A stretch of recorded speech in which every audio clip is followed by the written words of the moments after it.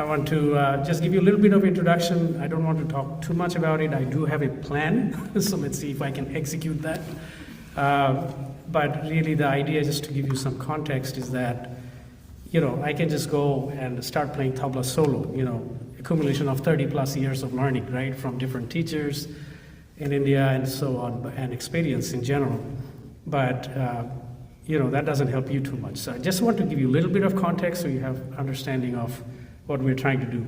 So Cats started with the fact that we were playing Tintaal, which was a 16-beat cycle. And in this cycle, I picked basically 16-beat cycle. And typically with tabla, we have what we call is harmonium. Is another kind of, what is it compared to, like a Western instrument? Harmonium is a pump like a harmonic? Keyboard. Yeah, no, it's a pump keyboard. Like German, It's like something like an accordion. Accordion, they play it up here, but and it's very melodic sound. So really the idea behind that is just to kind of loop. You can almost put a metronome and replace that, but the music adds atmosphere to it, right? So I will actually, since I don't have a harmonium player or a sarangi, another string instrument that's typically played, I'll play this harmonium through an app. But the idea is basically anyway, it's just played like a loop. There's not much variation on the harmonium. It's like a metronome. I need that timing. It's a 16-beat cycle. I'll show you where what we call sum, or the first beat, is very important. Every time we try to come back, Max was saying like how tihai is very important part of this, right? Tihai is any particular pace. You play that 3 times and you end it at the 1. So if I have a 16-beat cycle, for example, and I decide to play tihai from the 8-beat, right, halfway. So I have to basically make sure that the 3 measurements from the 8-beat, when it finally falls, is equal spaced. I know it's a little bit getting into details, but tihai is basically 3 similar pieces played together. And you'll hear that throughout the tabla solo, a representation of tabla. So it could be much longer, but I want to just give some flavor of it. So now going into the solo a little bit, the first part, what I want to do, or at least attempt to do, is difficult. Anything in this instrument is very difficult. It takes a lot of years of learning, basically, and mastering the techniques. That first part, about maybe 10 minutes or so, it's going to be what we call Peshkar, which means literally presentation, right? So we start with some simple piece, like maybe, and every piece has actually a syllable that goes with it. So in our tabla, we were talking about it, how tabla is taught even without the instrument. You can say the word, and you'll see some of that example of that later in the solo, where I play the fixed composition, but I also recite, right? I mean, it literally doesn't have any meaning, but as far as tabla strokes, it has meaning. For example, dha, dhati dha, right? So this is a universal, tabla player, if you say dhati dha, they know what that means, right? Tete kete taka taka. So that's the idea. So that Peshkar in the beginning is going to be, I'll just take some idea and basically develop it for a while. And there's a lot of free movement in here. Within the 16-beat cycle, I have freedom to basically improvise. So that's the improvisational part of the solo. Then I'll play some fixed composition, and these fixed compositions later on I will speed up a little bit on the 16-beat still. But a lot of these fixed compositions are handed down generations, right? And we learn it from our teachers. He's learned from his teacher, guru, and ustads, And so it's just pretty much handed down. And those are very precious things to us, right? It's almost like poetry in a way, right? We collect this composition. And so I'll give you some sample of it, and I will recite some of them. So because that is what's traditionally done, especially the fixed composition. But the other pieces I won't do. So let me just start the music and show you where the beat 1 is. I'll count the 16 for you, so you have some idea. In your head, or if you want to tap softly to just kind of, okay, I see where the 1 is. You just want to keep track of it. You might get more enjoyment out of it, because you'll see that, it's coming to the 1 different ways. That's the improvisational part of it. So with that, let's see if this works. We did test it, so it should. All right. So So,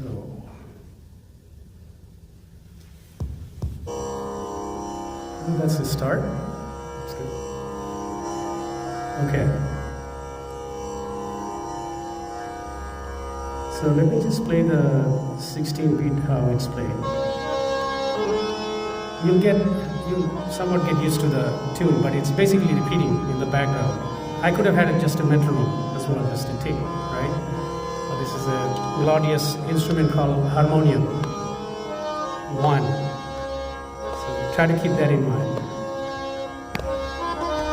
5, 6, 7, 8, 9, 10, 11, 12, 13, 14, 15, 16, 1.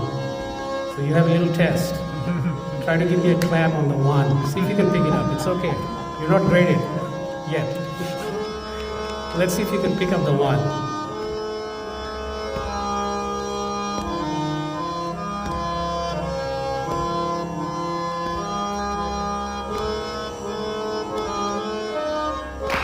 Nice. Many of them actually. Perfect. You got the hang of it, basically. That's what it is, right? So that 1 is very important. So when we start.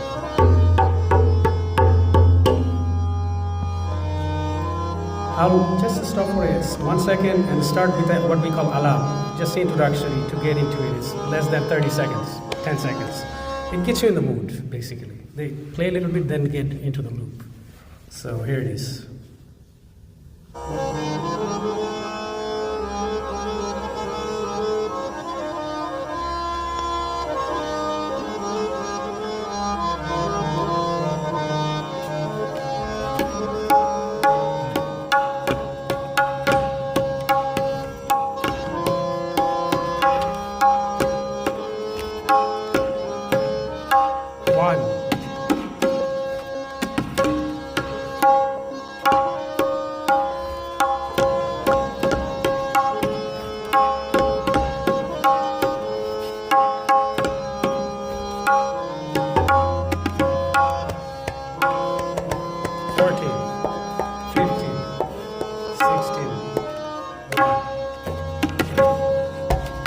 Improvisational part.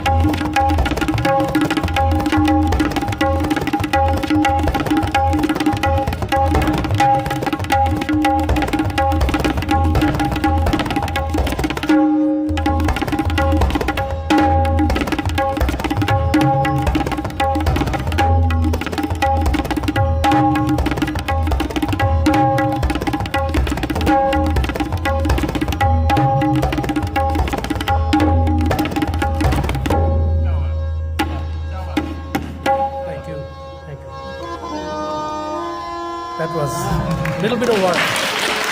Thank you.